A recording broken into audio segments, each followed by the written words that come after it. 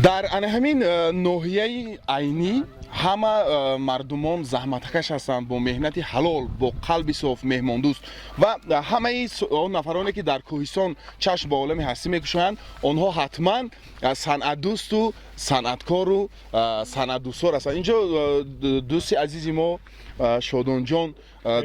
шодонҷон саидов бисёр як санъати воло доранд ва имрӯз фориғ аз кори худ ба савдои ана ҳамин маводҳои табиӣ машғул ҳастанд. ман бисёр мехостам шодонҷон як аз ашъори устодон ё ки аз эҷоди худатон ягон суруди зебо замзам мекардед. марамад.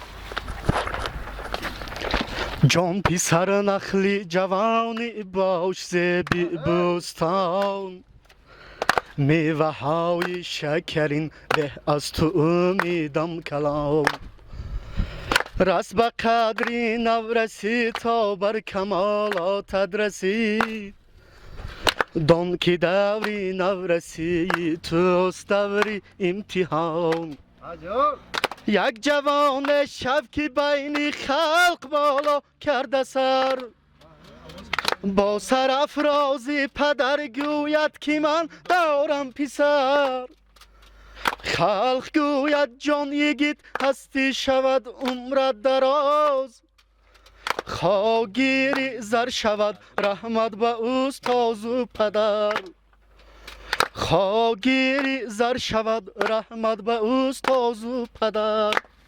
Спасибо большое, браво! بیاید یک قرصکی بلندی کوهستانی زنیم به افتخار شادونجان. با شما تشکر میگویم. این یک ترانه بسیار زیبا بود از ایجادیات استادان جورابک مرادوف. من آرزوی آن رو دارم که به مانند استاد مرادوف یکی از بهترین هنرمندان و جهان رو فتح نمایید. تشکر زیاد. یک قرصکی بلند. Спасибо, желаю вам всего наилучшего и прекрасной жизни. Спасибо. وطن من تاجیکستان. تاجیکستان با پیش.